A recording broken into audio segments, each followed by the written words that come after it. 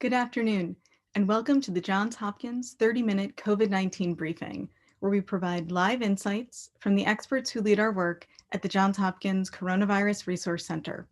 For the next half hour, we'll focus on what you need to know right now about the COVID-19 pandemic and public health responses. As part of this briefing, we'll have live Q&A with our experts, and we'll be offering these 30-minute briefings regularly on Fridays at 12 p.m. I'm Dr. Lainie Rutkow, a professor at the Johns Hopkins Bloomberg School of Public Health, and I'm part of the leadership team for the Johns Hopkins Coronavirus Resource Center. We'll be providing answers in real time today, so please submit your questions in the box at the bottom of the screen. As always, we have much to discuss with our experts, and today I'm joined by three of them. Beth Blower is Executive Director of the Johns Hopkins Centers for Civic Impact. She's going to discuss lessons learned from the COVID-19 data. We'll then hear from Dr. Brian Garibaldi, who's the Medical Director of the Johns Hopkins Biocontainment Unit and an Associate Professor at the Johns Hopkins School of Medicine. Brian will give us an update about treatment of COVID patients.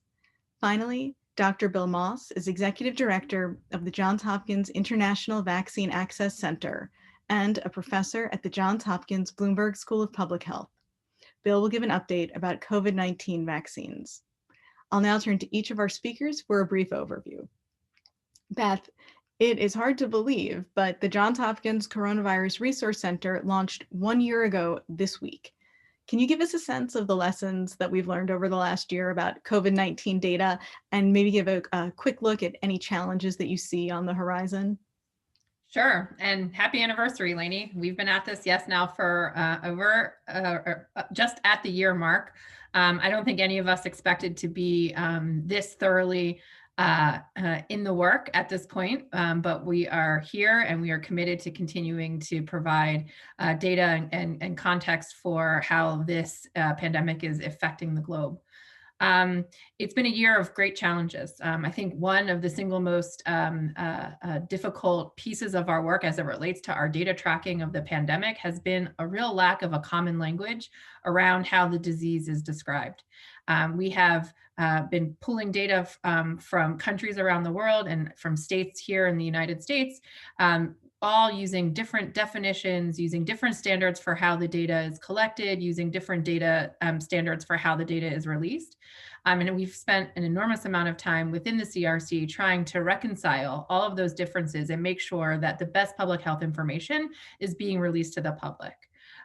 We are still very much in the middle of a pandemic. The data is clear, particularly here in the United States, where we have been enjoying a period of decline where we've seen that decline starting to level off, which leads us to believe that there is still work to be done. There's still a need for us to abide by those most important public policy measures like masking and distancing to keep our communities safe from the disease. I think moving forward, what we're already seeing is a little bit of a decline in our testing capacity. A lot of testing in the United States and that capacity has been repurposed as we've seen mass vaccination sites proliferate. And so one of the measures that we'll certainly be looking at is the continuation of testing. One of the biggest assets that we have in understanding the impact that the disease is having in communities. We'll also be thinking about what it looks like to look at year-over-year data for the first time. So this is the first time in the period of the pandemic where we're going to have robust data around what it looked like last year versus what it's looking like this year, and being able to bring in some of that seasonality. And so we'll see in the coming weeks some additional analysis in the CRC that's starting to compare the data and looking at the data from a temporal perspective. So those are the things that we're looking for. But again, we're going to continue to advocate for more standards and for more of that consistency around how the data is shared, and really trying to make sure that some of these lessons that we've learned, particularly around disaggregation of data, data that depicts race and ethnicity in our communities. These are still things that we're not seeing in the vaccination data. We have not learned lessons from testing data. And so really trying to not only share the best information, but make sure that we're putting the right amount of pressure in this very public dialogue around how data should be displayed so we can look at the real impact that the disease is having. Thanks so much, Beth.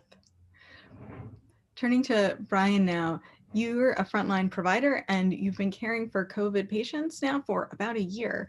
What do you see as the most significant clinical developments during the last 12 months relative to COVID? And do you see reasons for optimism as hospitalization rates continue to fall?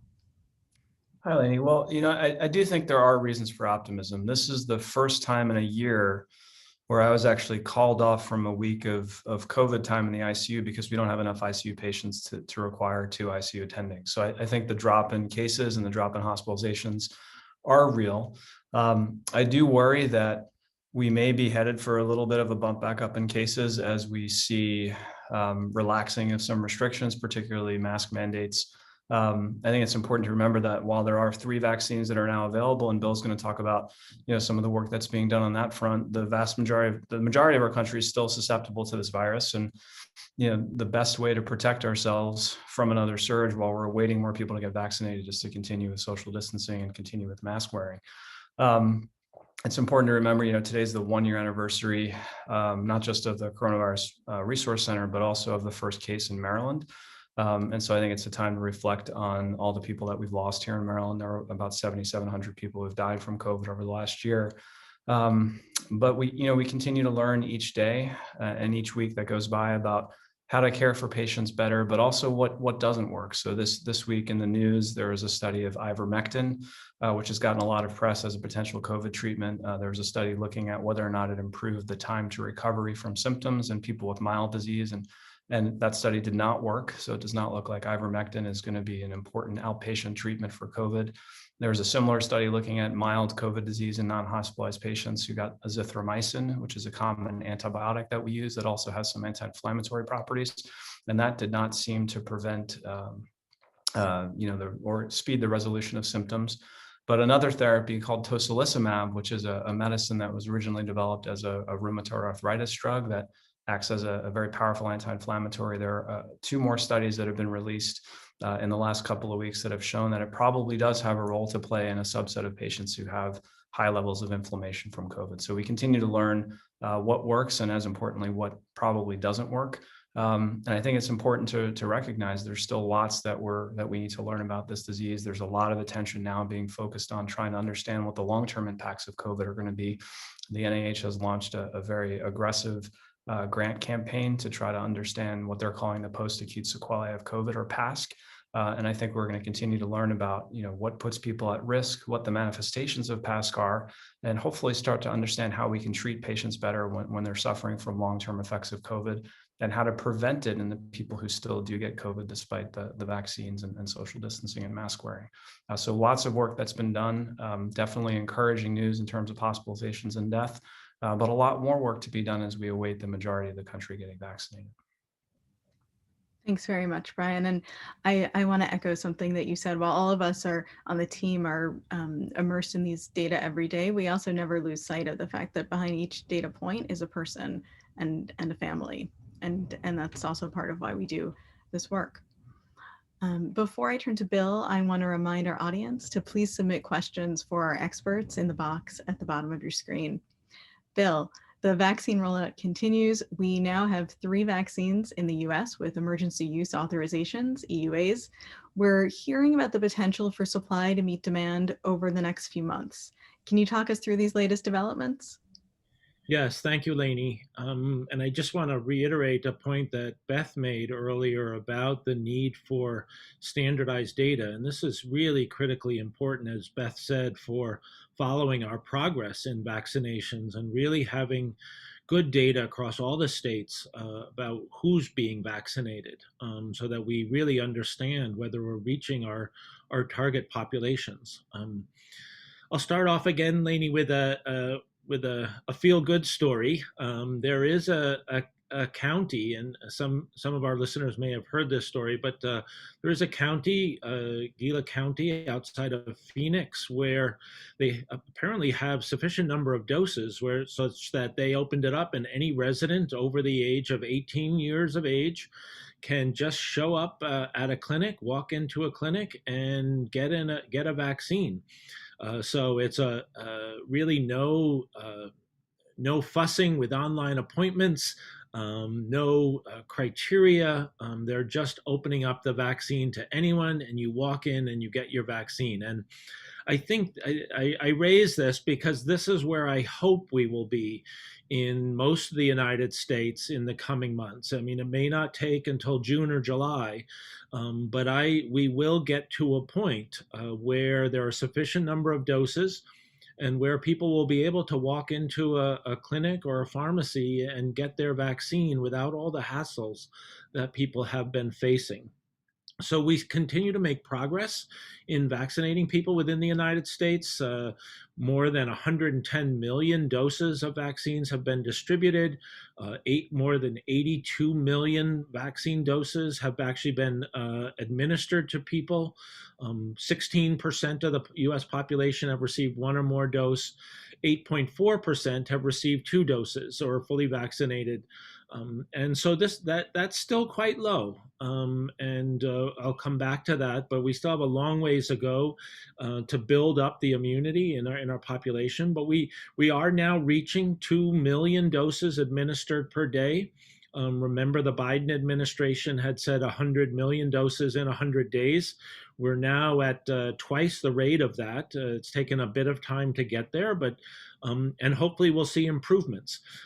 As Brian said, we're also seeing decreases in hospitalizations. And although as a good epidemiologist, I am not ready to attribute all of that to vaccines. I think we are and will continue to see some impact of the vaccinations, certainly on hospitalizations and deaths, which is really our main goal.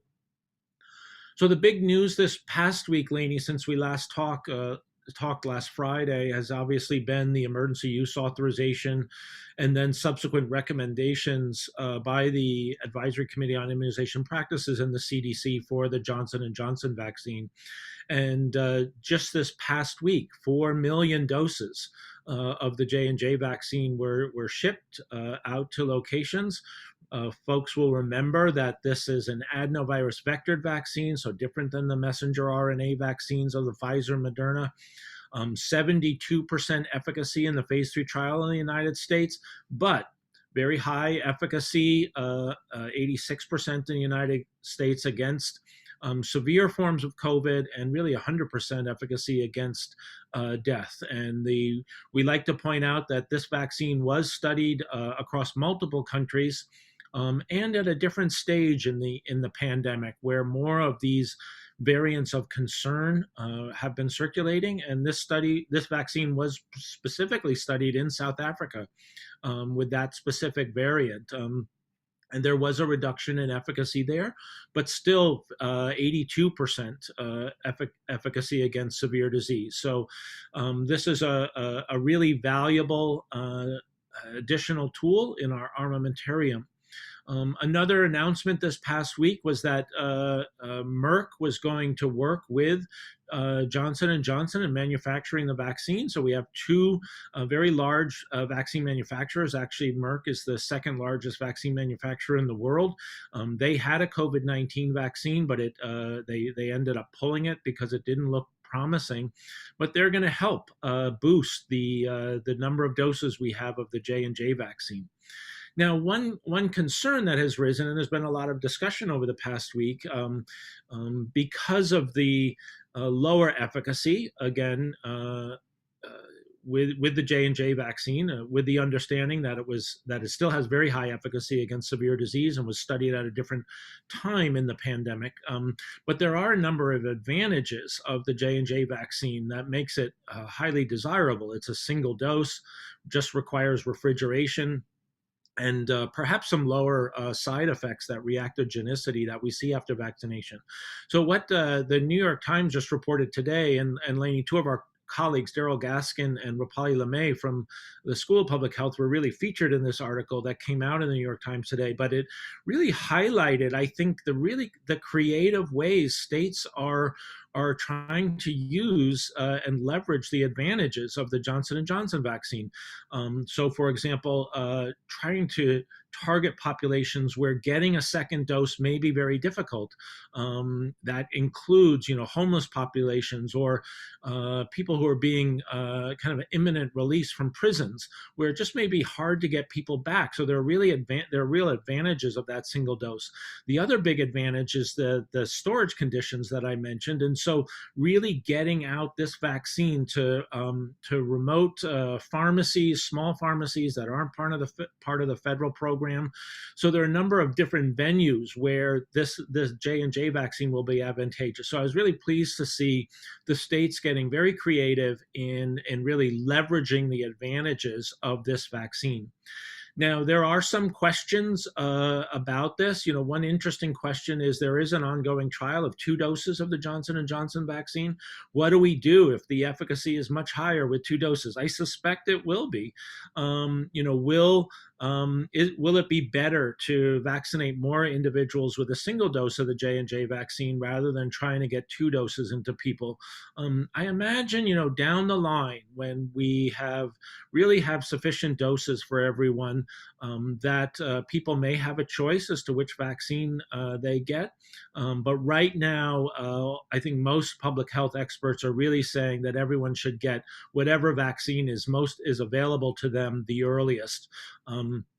The last thing I'll say, Lainie, I realize I may be a little over, but we are expecting soon guidelines from the CDC on how people can and should behave, those who are fully vaccinated.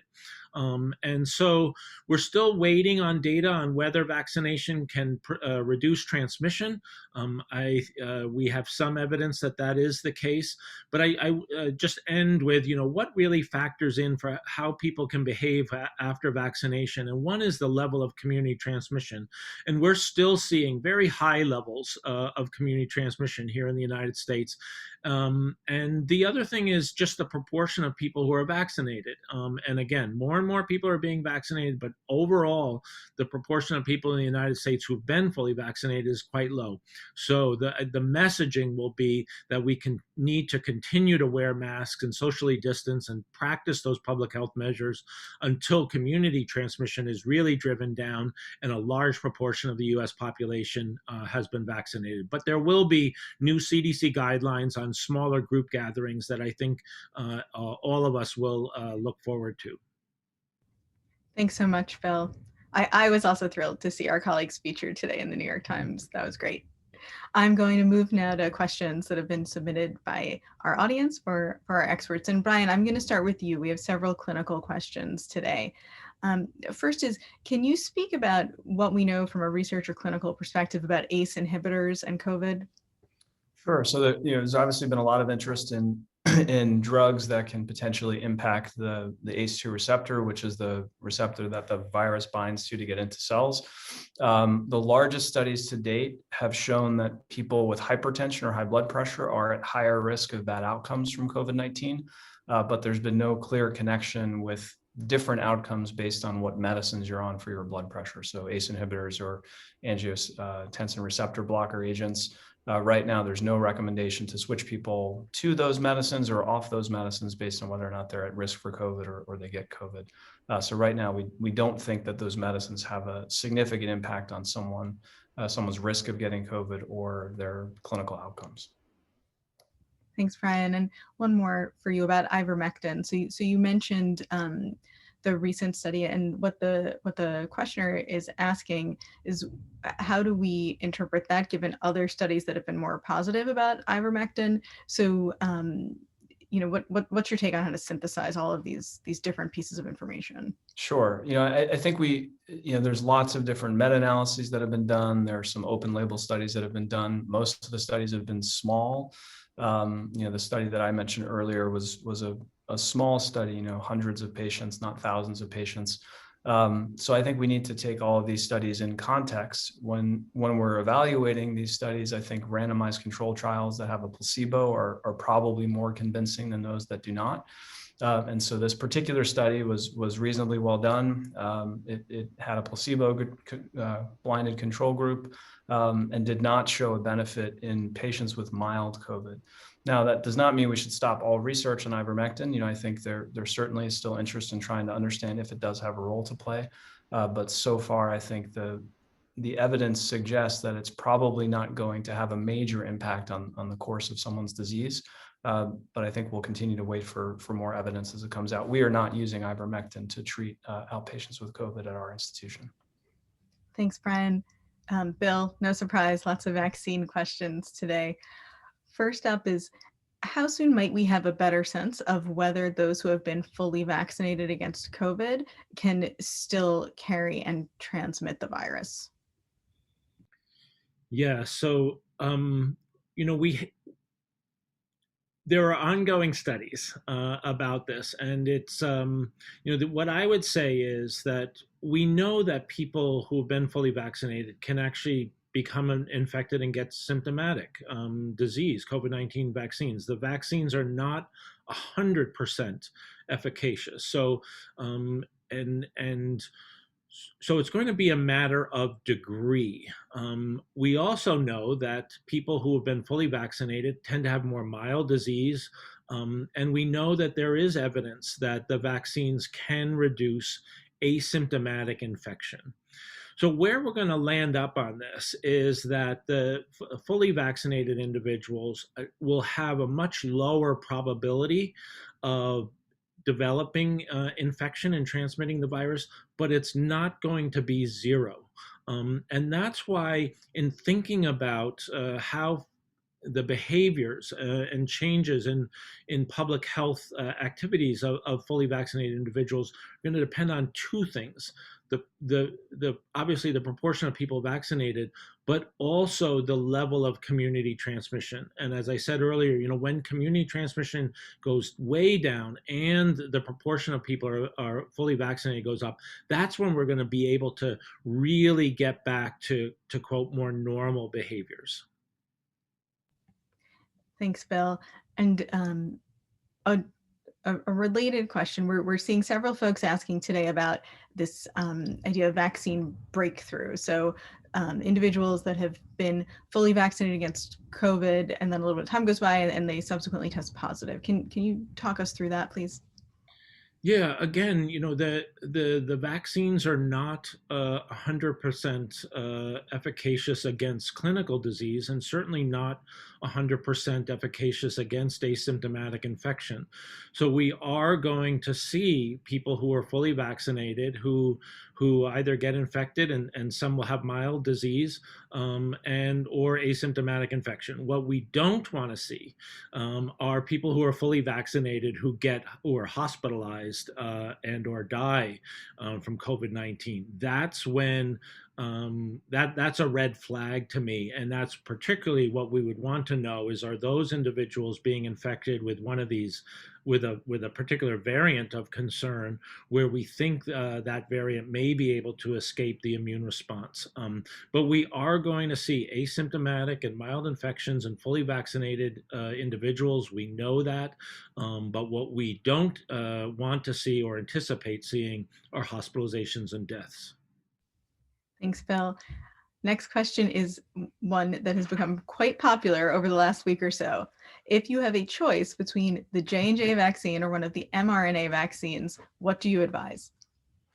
Yes. So, this is it's really an individual decision. The general public health consensus on this right now is that people should get the vaccine that is available to them the earliest. People should not be waiting, turning down one vaccine in order to get another vaccine several weeks later. And that's because of the very high levels of community transmission we have now. Again, months from now, maybe in the fall, where community transmission's way down, we have enough doses of all vaccines, I anticipate that people will have have a choice at that point.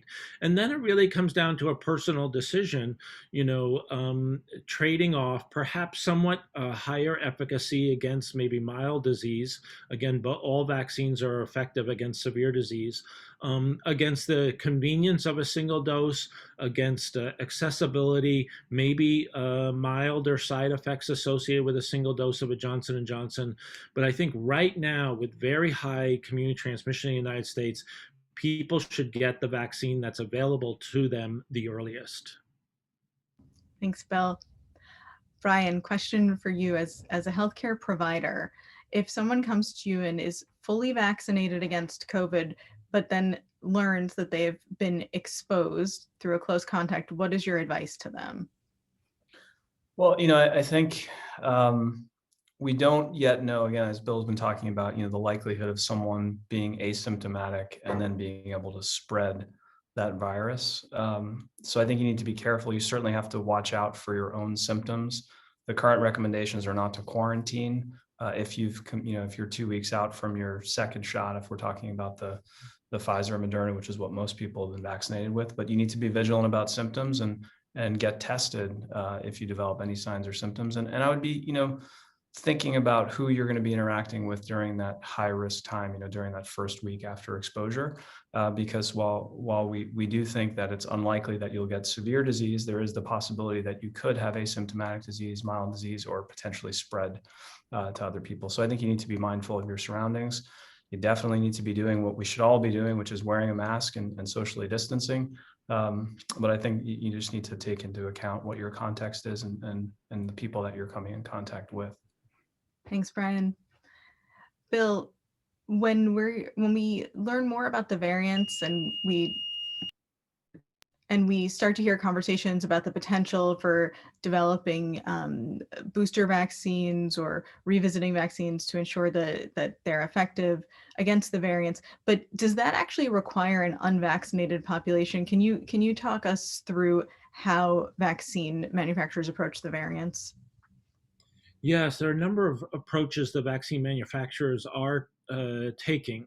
One, and I think we've talked about this before. These current vaccine platforms, the mRNA platform and the adenovirus vector platform, are relatively straightforward, and nothing's easy in this field, but relatively straightforward to modify those by modifying the genetic code and adapt it to a new variant. So there's not a big kind of technical barrier to doing that. And so the vaccine manufacturers are already working on this, where they're developing for example, Moderna, what is called a multivalent vaccine where you basically provide the genetic instructions through the mRNA vaccine to create different spike proteins, one to the earlier version of the virus and one to a later variant. So that's one strategy, is to just modify the vaccine and have kind of a multivalent vaccine. Another approach, just very quickly, like Pfizer's taking is perhaps looking at a booster of the current vaccine, and with the idea that if you got antibody levels up high enough, they would be effective against variants as well. Thanks so much, Bill. We are closing in on 12:30, so I'm going to wrap up. I'd like to thank Beth Blauer, Brian Garibaldi, and Bill Moss for joining me today, and give a big thank you to everyone who joined us, and especially, as always, to those who submitted questions for our experts to answer. This briefing will be archived and available on coronavirus.jhu.edu. And as a reminder, we will offer these regular 30-minute briefings on Fridays at 12 p.m. In each briefing, we'll focus on what you need to know right now about the COVID-19 pandemic, and we'll have live Q&A with our experts. I'll look forward to seeing you at our next 30-minute briefing. Until then, thanks and stay safe.